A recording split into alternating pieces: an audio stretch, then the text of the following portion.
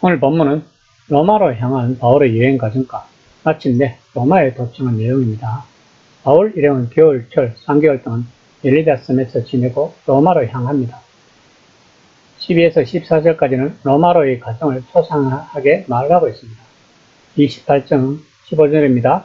그곳 형제들이 우리 소식을 듣고 앞디오 광장과 드레스 타베르까지 맞으러 오니 바울이 그들을 보고 하나님께 감사하고 담대한 마음을 얻으니라.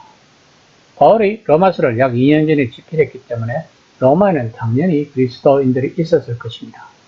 그들은 바울이 도착했다는 소식을 듣고 바울을 마중하러 나왔습니다. 그들은 그 도시를 방문하는 황제나 귀환하는 왕을 대하듯이 멀리까지 나와 그를 만나서 도시 안으로 그를 호위에 들어가고 있습니다. 로마로 가는 길에 바울 일행은 이미 보디올 항구에서 다른 신자들을 만났습니다. 그리고 그곳에서 일주일간 머물 수 있었습니다. 보디올에서 로마까지는 약 160km 정도가 된다고 합니다. 로마의 공식 항구는 오스티아이지만 여행자들은 종종 보디올에서 로마까지 육로로 이용하곤 했다고 합니다. 아마도 보디올 교인들이 로마 교인들에게 바울의 소식을 전한 것 같습니다. 한번 생각해 보세요. 바울의 손에 쇠사슬을 차고 160km의 긴 거리를 걸어서 왔는데 로마에 있던 교인들의 따뜻한 환대를 받았다고 생각하면 얼마나 감동적일까요? 그리고 얼마나 힘이 났을까요? 바울에게 이것은 하나님의 은혜와 축복을 보여주는 진정한 표지였을 것입니다.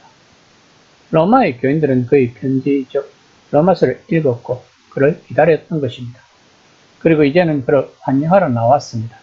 얼마나 감동적입니까? 아마도 바울은 너무 감격해서 눈물을 흘렸을 것입니다. 로마에 가서도 바울은 숙소를 빌릴 수 있었습니다. 그리고 늘 병사 한 명과 생활해야 했고 20절에서 알 수 있듯이 늘 쇠사슬에 매여 있어야 했지만 어느 정도 자유가 있었습니다. 그리고 바울은 유대인 지도자들을 초청합니다. 28장 17에서 18절입니다.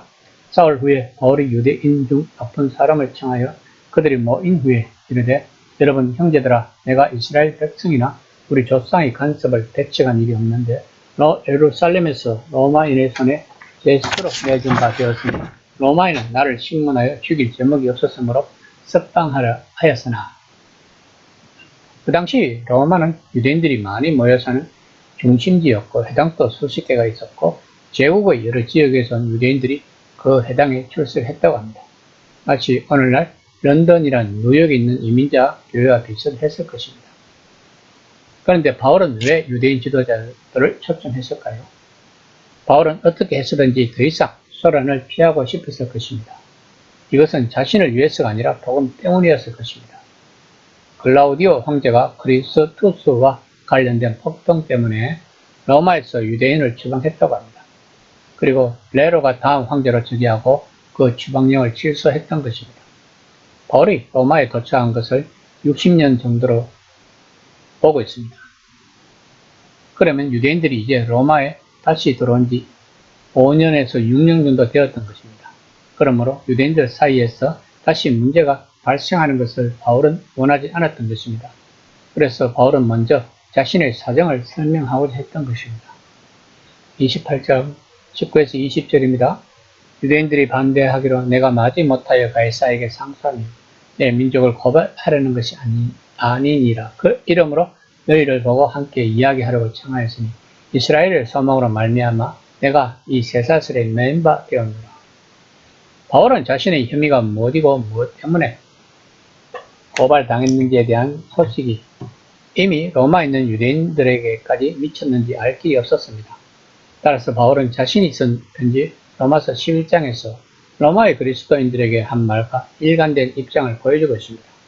즉 자신도 유대인이며 자신이 메시아이신 예수를 따르는 것은 사실이지만 자기 민족에 대해서는 아무것도 고발할 것이 없다는 것을 강조하고 있는 것입니다. 그리고 바울은 자신이 이곳에서 쇠사슬을 메고 있는 것은 이스라엘의 소망 때문이라고 말하고 있는 것입니다. 그러면 그 소망은 무엇일까요? 그들이 그렇게나 기다리고 있던 아까 부패가 없고 하나님이 온 세상을 다스리시는 새로운 세계, 새 창조의 세계를 말하고 있는 것입니다. 바울의 이야기를 들은 유대 지도자들은 바울에 대해 유대로부터 들은 소식이 없었고 바울이 얼마나 성가신 인물인지 그들에게 경고한 사람이 없었다고 21절에서 말합니다. 28절, 22절입니다. 이에 우리가 너희 사상이 어떠한가 듣고자 하니 이파에 대하여는 어디선지 반대를 받는 줄 알기 때문이더라. 그들은 예수 추종자들이 어디를 가든 반대를 받고 있다는 것을 알고 있다고 말합니다. 본문에 말하는 이파는 분열, 거짓된 종파나 가르침, 이단을 의미합니다. 그들은 은연중에 기독교가 이단이며 바울을 의심하고 있음을 알 수 있습니다. 교회의 역사나 세계의 역사를 봐도 많은 종교 전쟁이 있었고 이로 인하여 많은 사람들이 죽었습니다. 세계의 역사는 기독교의 역사로 봐도 무방할 것입니다. 십자군 전쟁으로 많은 유대인들이 학살당했습니다. 그리고 중세 시절의 유럽에서는 유대인들이 많은 고난을 당했고 죽었다고 합니다. 또한 2차 세계대전으로 인하여 유대인들이 많이 학살을 당했다는 것을 우리는 잘 알고 있습니다. 만약에 바울이 전한 복음을 모든 유대인들이 받아들였다면 오늘날의 세계는 어떻게 되었을까요? 그러나 지금은 유대교와 기독교 간의 갭이 너무나 크기 때문에 하나님의 개입이 없이는 어떻게 할 수가 없을 것입니다. 그러나 우리들은 복음을 끝까지 전해야 하는 사명이 있다는 것을 명심해야 할 것입니다. 이 시간 나는 복음을 전하는 나의 사명에 대하여 어떻게 생각하고 있는지를 한번 생각해보는 시간이 되었으면 합니다.